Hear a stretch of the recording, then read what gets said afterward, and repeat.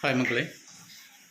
நம்முடைய கோவையில் வந்துட்டு குளூர் பகுதியில் சேர்ந்த ஒரு 10 வயது சிறுமி குழந்தைய வந்துட்டு 2 நாய்கள் சேர்ந்து அது பைக்கில் கூட்டிகிட்டு போய் அந்த பிள்ளைய கொடூரமாக பலாத்காரம் பண்ணி அந்த பிள்ளைய அதனுடைய முகத்தை எல்லாம் அடித்து சதைச்சி கழுத்து எலும்பை உடச்சி கொடூரமாக இவெல்லாம் மனுஷனானே தெரில எனக்கு.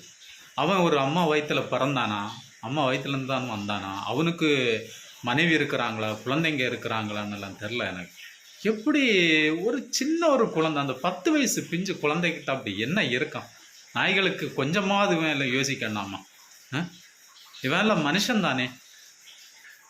ஸோ நான் எல்லா தமிழகத்தில் இருக்கிற அனைத்து மக்கள்கிட்டையும் கேட்டுக்கிறேன், யாரெல்லாம் பொம்பிள்ளைங்களை மெயினாக வச்சுருக்கிறீங்களோ தயவு செய்து ரொம்ப கவனமாக பத்திரமாக பார்த்துக்கிடுங்க.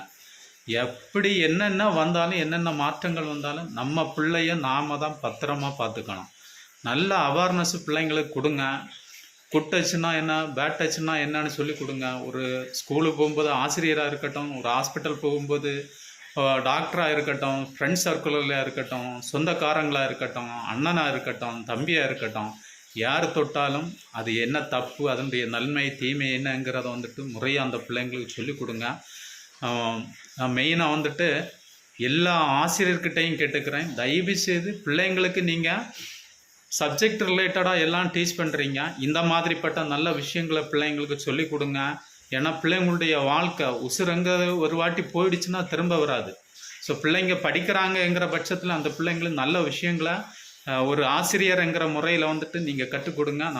நான் கரங்கூப்பி கேட்குறேன் எல்லாருக்கிட்டையும். நெக்ஸ்ட்டு, எல்லா குழந்தைகளும் இந்த மண்ணில் பிறக்கும்போது நல்ல பிள்ளைங்களாக தான் இருக்கிறாங்க. அது நல்லவர்கள் ஆவதும் தீயவர்கள் ஆவதும் தன்னுடைய அன்னையானவர்கள் வளர்த்துன்னு சொல்லுவாங்க. ஒரு குழந்தையினுடைய முதல் ஆசிரியர் யாருன்னு கேட்டால் அம்மாவும் அப்பாவும் தான். ஸோ எல்லாருக்கிட்டையும் அம்மா அப்பா கிட்ட கேட்டுக்கிறேன், பிள்ளைங்களை வந்துட்டு சின்ன வயசுலேயே ஒரு வயசு 2 வயசுலேயே சொல்லி வளைங்க. ஒரு ஆள் ஸ்வீட்டு திடீர்னு கொண்டு தர்றாருன்னா வாங்காதீங்க. அப்பா, நான் அப்பாவோட ஃப்ரெண்டு, நீ இந்த கடைக்கு வா, இல்லை அங்கே வான்னு சொல்லி கூப்பிட்டாங்கன்னா போகக்கூடாதுன்னு சொல்லுங்கள். இந்த மாதிரி நிறைய அவேர்னஸாக கொடுங்க.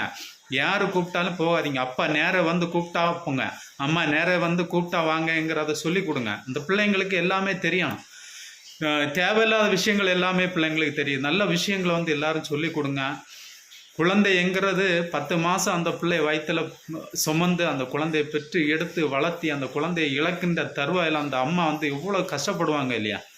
உண்மையிலே ரொம்ப கஷ்டமாக இருக்குது. அதை எப்படி ஃபீல் பண்ணுறது, என்ன சொல்கிறேன்னு தெரில. எனக்கும் 3 குழந்தைங்க தான், 3 பொம்பளை தான். இப்போவே நமக்கு மனசுக்கு ரொம்ப கஷ்டமாக இருக்குது. இந்த பிள்ளைங்களை எப்படி ஃப்யூச்சரில் நாம் வளர்த்தி கொண்டு வர போகிறாங்க. இனி பெண் குழந்தைகள் வச்சுருக்கிறவங்க எல்லாம் அந்த குழந்தைகளை தன்னுடைய மடியில் வச்சு பாதுகாக்கணும் போல் இருக்குது. அந்த அளவுக்கு போயிட்டுருக்கு. தமிழகத்தில் இருக்கிற நம்முடைய சிஎம் கிட்ட கேட்டுக்கிறேன், தயவு செய்து இந்த பிள்ளைங்களெல்லாம் நீங்கள் தான் ஒரு அண்ணனாக ஒரு அப்பாவாக இருந்து அந்த பிள்ளைங்களெல்லாம் காத்து ரசிக்கணும்.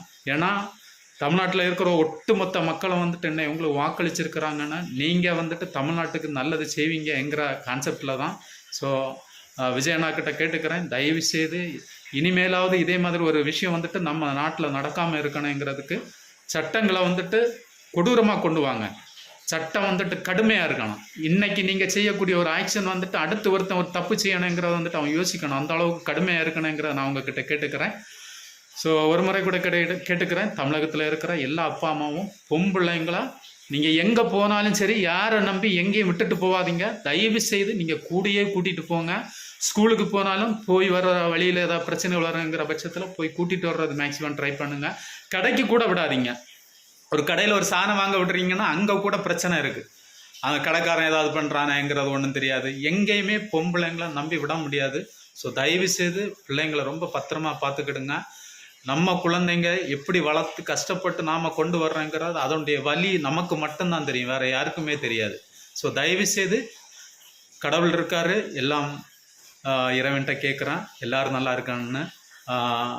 சிஎம் அண்ணாக்கிட்ட தயவு செய்து எல்லா பிள்ளைங்களும் தமிழ்நாட்டில் இருக்கிற அத்தனை பிள்ளைங்களும் நம்ம பிள்ளைங்க மாதிரி தான். அவங்கவுங்க வீட்டில் ஒவ்வொரு விஷயங்கள் நடக்கும்போது அதனுடைய கஷ்டங்கள் வலிகள் தெரியும். ஸோ ரொம்ப கவனமாக பார்த்துக்கிடுங்க பிள்ளைங்களா.